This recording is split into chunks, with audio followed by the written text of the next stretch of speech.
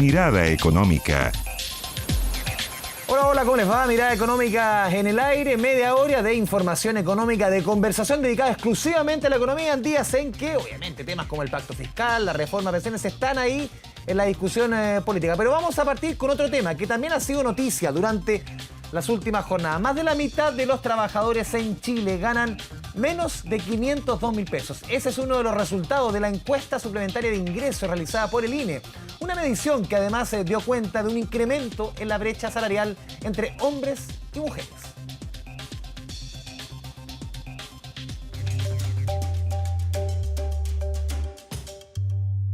Son pocos los que pueden decir que con sus sueldos les alcanza. Esos 450 lucas vaya al supermercado y se te va la mitad del sueldo. La sensación es generalizada. Llegar a fin de mes es cada vez más complejo. Pero, ¿cuánto ganan actualmente las personas en nuestro país? Para el año 2022, lo que observamos es que los resultados de la encuesta arrojan que el ingreso medio de los ocupados es de 757.752 pesos. Ese es el dato promedio que arrojó la última encuesta de ingresos realizada por el INE. Sin embargo, cuando miramos en detalle las cifras, se revela que la mitad de la población recibe menos de 502 mil pesos. No tienen relación con el gasto de las familias chilenas. Promedio general son 500 mil pesos. ¿Qué hace con 500 mil pesos? Yo ya con 500 mil pesos no se hace nada hoy en día. Vivir con menos de 1 millón de pesos para una sola persona está difícil. Me imagino una familia.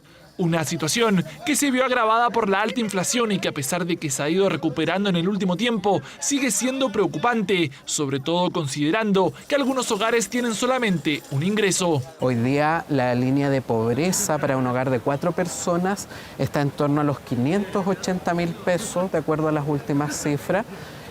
Por lo tanto, efectivamente, hay ciertos hogares, ¿cierto? No se están llegando a cubrir esas necesidades más elementales. Un desbalance entre lo que se gana y se gasta, que ha sido amortiguada en cierta parte por el sueldo mínimo, el mismo que a contar del 1 de septiembre será de 460 mil pesos.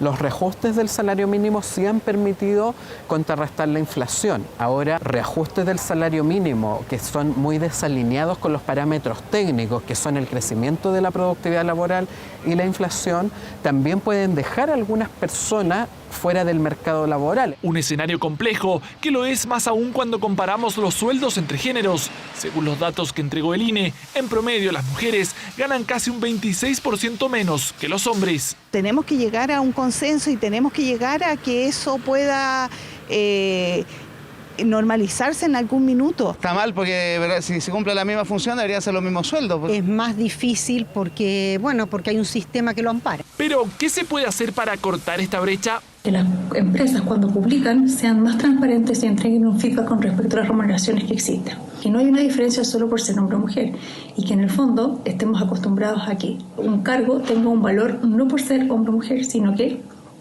por sus responsabilidades y funciones. Diferencias en las que se debe trabajar de la mano con mejorar los sueldos para que permitan a las familias chilenas cubrir con mayor comodidad sus gastos mensuales. Estamos a pocos días de la conmemoración de los 50 años del golpe de Estado, una fecha que también tiene una mirada económica. ¿De qué hablamos cuando hablamos de capitalismo, neoliberalismo? Es lo mismo que se veía en Chile en los 70, en los 80, que es lo que vemos hoy. Temas para profundizar con el decano de Economía de la Universidad Católica, José Miguel Sánchez. José Miguel, bienvenido a Canal 24 Horas. ¿Cómo te va? Hola, muy buenas tardes. Muchas gracias por la invitación. José Miguel, a ver, la pregunta es bien amplia, quizás por si lo podemos acotar. ¿Vivimos bajo el sistema neoliberal, como se menciona? Hoy día en la discusión política está muy presente ese concepto, neoliberal. ¿Vivimos hoy día en Chile bajo un concepto, el paradigma neoliberal? Mira, yo sigo bien crítico de usar ese concepto porque es un concepto que a mi juicio no es útil para entender lo que tenemos. El principal argumento mío es que cada vez que uno tiene que hablar de neoliberal tiene que partir definiéndolo. Porque no todos entienden lo mismo por neoliberal. De hecho, en economía yo nunca he escuchado hablar de neoliberal. ¿Es un concepto que, por ejemplo, se conversa en las escuelas de economía? No, nosotros hablamos de capitalismo, hablamos del sistema capitalista como sistema económico, como sistema económico lo que tenemos en Chile. En Chile tenemos un sistema económico capitalista que se basa justamente en la propiedad privada de los medios de producción y se basan en el uso del mercado, de la oferta y la demanda, para asignar los recursos de la economía, usando el sistema de competencia. Oferta y demanda me refiero a un mercado competitivo. Entonces, ese es el sistema económico, eso es el sistema. Así se toman las decisiones económicas en un país como Chile. Claro, este concepto neoliberal se usa más quizás desde la jerga política para referirse a ciertos parámetros de la economía. ¿Cómo entender? Porque es una característica que ya se instaló en Chile, es parte de la discusión, parte importante. Sí, se usa bastante, sí, se usa, sobre todo se usa en la discusión política, como dices tú, pero no, a mí me cuesta entender qué significa. O sea, significa una participación, me imagino, que donde el mercado tiene un rol excesivo, me imagino, no sé, la verdad que me cuesta definirlo, entenderlo bien qué significa. Yo no lo uso, así que no sé muy bien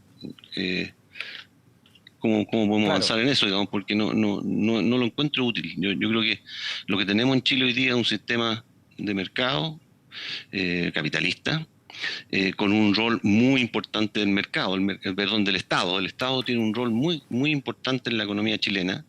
De hecho, en los últimos 30 años el gasto público ha crecido más de 6 veces. O sea, tenemos un rol del Estado muy, muy importante.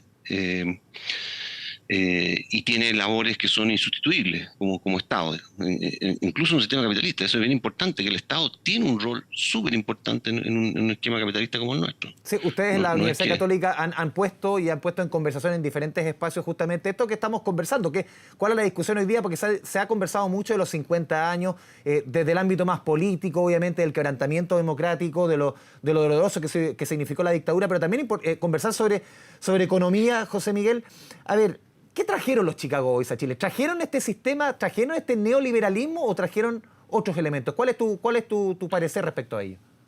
Mi parecer es que lo que trajeron los Chicago es básicamente un sistema capitalista. O sea, si uno mira el programa económico que aplicaron los Chicago al principio del gobierno militar, que estaba basado en un documento que ellos tenían preparado. Yo creo que es un tema bien interesante histórico de estudiar, porque la verdad que se dio una coyuntura histórica que fue bien especial, que fue que había un programa ya hecho, preparado. Cuando los militares, los ministros que eran generales del ejército, llaman y piden qué hacemos con esto, se encontraron que había un programa ya, que el famoso ladrillo, que había sido preparado para la candidatura de Jorge Alessandri, que había perdido en el año 70. Tenían un programa preparado. Y ese programa, que era bastante completo, si uno lo mira hoy día, en términos generales, casi todo lo que está ahí, uno diría que es lo más parecido a un régimen económico europeo hoy día. O sea, tiene libre mercado, tiene apertura al comercio internacional como uno de sus ejes. ¿Cuáles son los ejes fundamentales? Apertura al comercio internacional, liberar los precios de los bienes. Acuérdense tú que en el 70, el 73, cuando ocurre el golpe militar, casi todos los precios de la economía estaban regulados. Entonces, una de las cosas que dice esto es que hay que desregular los precios, hay que liberar los precios, hay que dejar que funcione la oferta y la demanda. O sea, en casi todo lo que hay ahí, sería un programa ¿cómo se llama? De europeo típico. Claro, y muchos de estos cambios, por ejemplo, el sistema previsional que hasta el día de hoy funciona casi 40 años, claro, con algunos cambios, la entrada en vigencia del Pilar Solidario, de la PGU, con otros elementos. A ver, el sistema de ISAPRE, en los 80, cuando se hacen profundas reformas laborales al Código del Trabajo, ¿se podrían haber hecho en otro escenario que no sea una dictadura? Es una pregunta que se ha hecho mucho, digamos. Yo creo que es difícil que se lo hayan hecho. Bueno, el sistema previsional era bien. Esa era una cosa muy novedosa, muy particular. Eso lo hizo José Piñera, y fue en su época una cosa súper novedosa que no existía en ninguna parte, y fue algo que de verdad fue una innovación en ese aspecto. Después fue copiado por muchos países. Pero es cierto lo que tú dices, yo creo que muchas de estas cosas, en particular cuando viene tuvimos dos crisis importantes, la primera crisis del 75, que fue la crisis del petróleo, y después la crisis del 82, la crisis cambiaria del 82, que fue una crisis también muy, muy significativa. En esa crisis del 82 tuvimos una caída del producto muy, muy significativa, que significó una tasa de desempleo muy, muy grande. 30% de desempleo teníamos en esa época más o menos. Vienen programas muy fuertes de ayuda al trabajo, el PEM y el POG, que eran dos programas que se aplicaron en ese momento. Yo creo que ese tipo de desempleo, ese nivel de tasas de desempleo, yo creo que en un gobierno democrático son difíciles de que un gobierno soporte una tasa de desempleo como esa. Sí, José Miguel, a ver, ¿es lo mismo ese sistema capitalista en los 70-80 que lo que tenemos hoy día? Para entender un poco, hacer un poquito de historia, esa economía que se refunda prácticamente en los 70 y 80, ¿es muy similar a la que tenemos hoy día? El rol del Estado, ¿cuán más potente quizás es hoy día respecto a lo que era en los 70-80? Que uno tiende a pensar que quedó bien rezagado el Estado dentro del Estado económico. No, yo creo que hoy día el rol del Estado es muchísimo más importante. Hoy día tenemos un rol importantísimo de regulación de mercados, justamente en aquellos mercados donde la competencia no funciona bien. O sea, tenemos muchos mercados que están regulados, en los monopolios naturales, telecomunicaciones, en transmisión eléctrica, en fin, en agua, en fin, todo eso tenemos modelos regulatorios bien sofisticados para calcular los precios, en fin. Yo creo que el rol del Estado es muy fuerte. Tenemos una ley de defensa de la libre competencia también muy sofisticada, muy avanzada, que ha sido reformada varias veces y que hoy día está entre las más avanzadas del mundo. Creo yo que eso también es muy importante, porque lo que los economistas defendemos no es necesariamente la acción de los privados per se. Nosotros lo que defendemos es la competencia y por lo tanto, o sea, no es lo mismo tener un monopolio privado que un mercado privado con competencia. Nosotros lo que promovemos es la competencia, y por lo tanto la ley de defensa de la libre competencia es muy importante.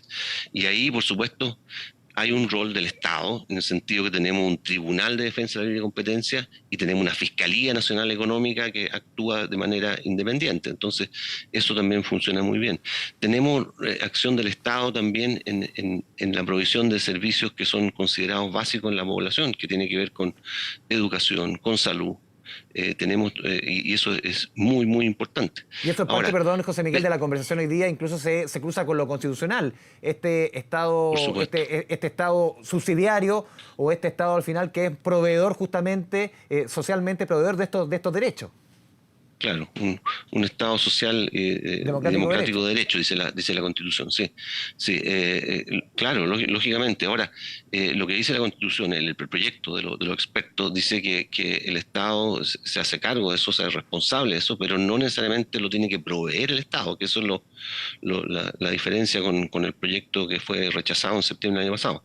El Estado puede ser responsable, pero no significa que tiene que hacer la provisión también el Estado. Pueden haber maneras más eficientes de proveer los bienes, de educación o salud, puede haber maneras más eficientes que sea el propio Estado. Sí, José Miguel, antes de ir a la pausa, un último punto, porque después te quiero llevar un poquito más a la actualidad. ¿Qué te parecieron las palabras en su minuto del presidente Boric cuando dijo que una parte de él quisiera derrocar el capitalismo?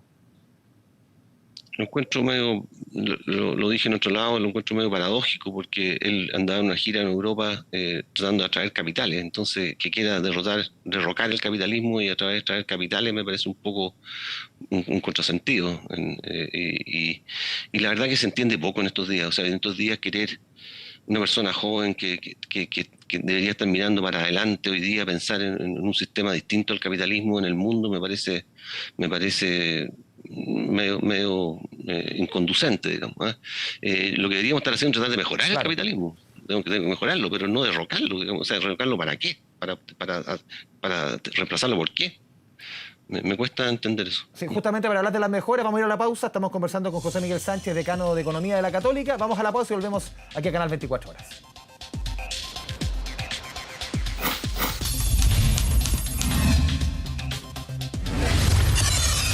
Mirada económica. Volvemos a Mirada Económica, a través de la pantalla de Canal 24 Horas. Estamos conversando con el decano de Economía de la Universidad Católica, José Miguel Sánchez. José Miguel, a ver, ¿qué te ha parecido, qué te parece, por lo menos, la propuesta que tenemos de pacto fiscal? Tú hace un tiempo, el 30 de junio, dijiste en una entrevista en el diario La Segunda, este es el peor momento para un pacto fiscal. Claro, tú te relacionabas con el tema del caso convenios, con el tema del gas a precios justos, esas situaciones que involucran justamente al Estado, que hacían que era un muy mal momento quizás para discutir un pacto fiscal. Claro. Efectivamente, ese momento, claro, lo que pasa es que yo... ¿Ha cambiado tu opinión 2 meses después?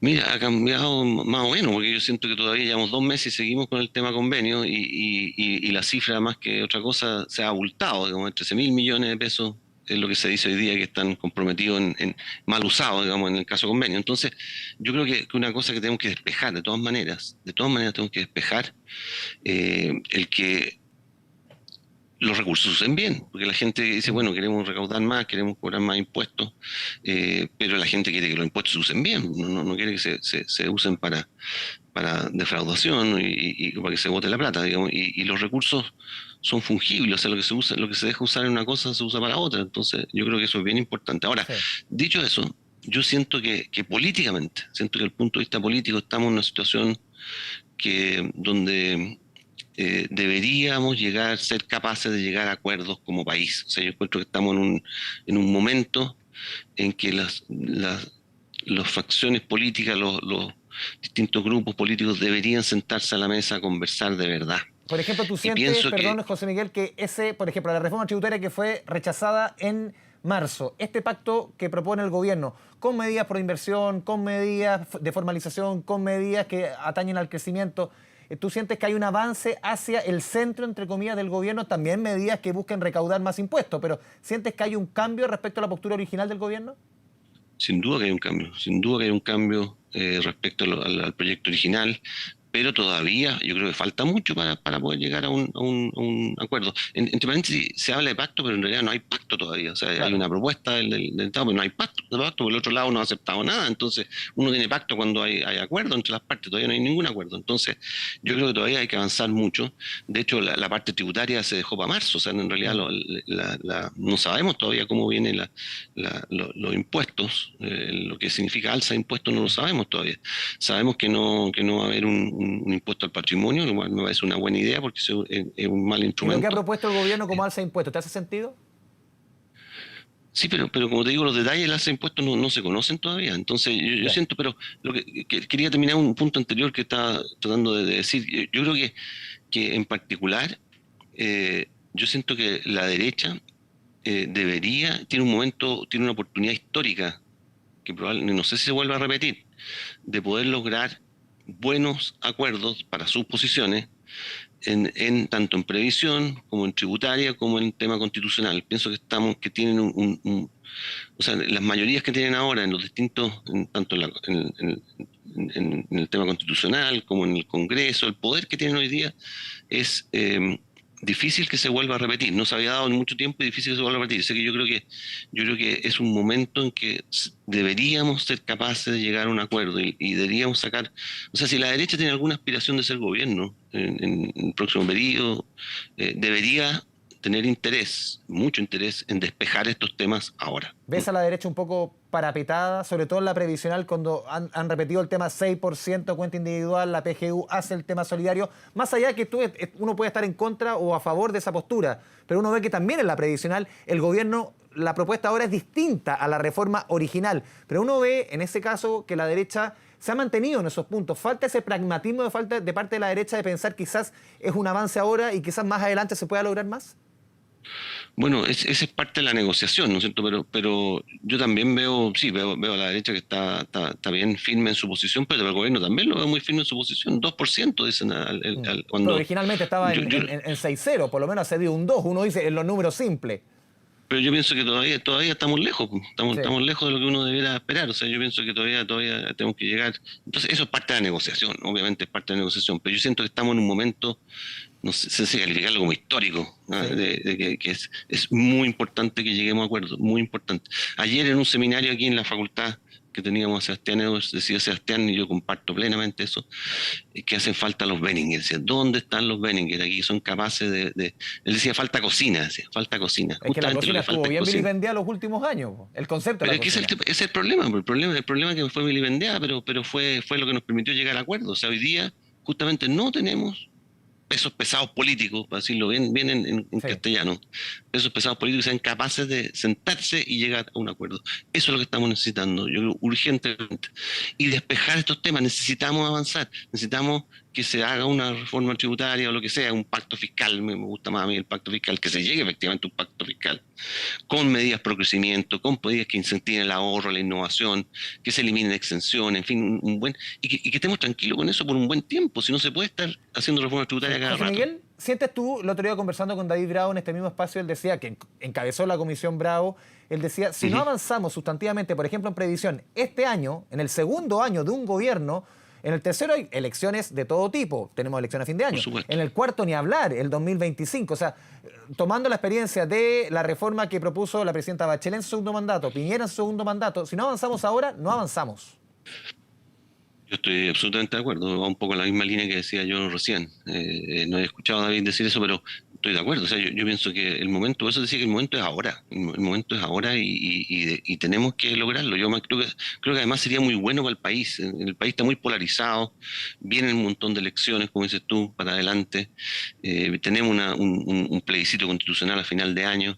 En fin, tenemos muchas decisiones que tomar y creo que sería muy bueno que el país estuviera mucho más, con un sentido más cívico de unidad, que miremos para adelante y no miremos tanto para atrás. A mí me complica este tema de los 50 años ahora que estamos solo mirando para atrás y no estamos mirando para adelante. Y como país tendríamos que estar mirando para adelante, cómo innovamos, cómo mejoramos la productividad. Tú estabas mirando la nota de ustedes anteriormente, claro, que veían, y era el tema de los sueldos bajos. Bueno, la única manera de aumentar los sueldos bajos y que sea sostenible, porque no podemos pretender que vamos a recibir ayuda del fisco toda la vez, para siempre. Tiene que ser aumentando la productividad, eso se hace con educación, con salud, educación en etapas tempranas de la vida. Eso es lo que hay que hacer. Y en eso deberíamos estar abocados en vez de estar peleando. ¿No ves que el foco esté puesto ahí? No, para nada, pero para nada. Y el gobierno está más preocupado de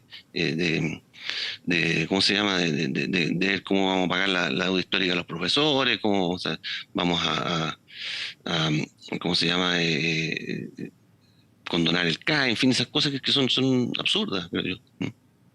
José Miguel Sánchez, decano de la Facultad de Economía de la Universidad Católica, te agradecemos este espacio, esta media hora de conversación con Canal 24 Horas. Muchas gracias, José Miguel. Muchas gracias a ti. Un abrazo a la distancia. Muy bien, saludos a los auditores. Chao. Y a todos ustedes, muchas gracias por la sintonía en Canal 24 Horas. Nos vemos en una próxima oportunidad, la próxima semana, aquí en Mirada Económica. Que le vaya bien. Chao, chao.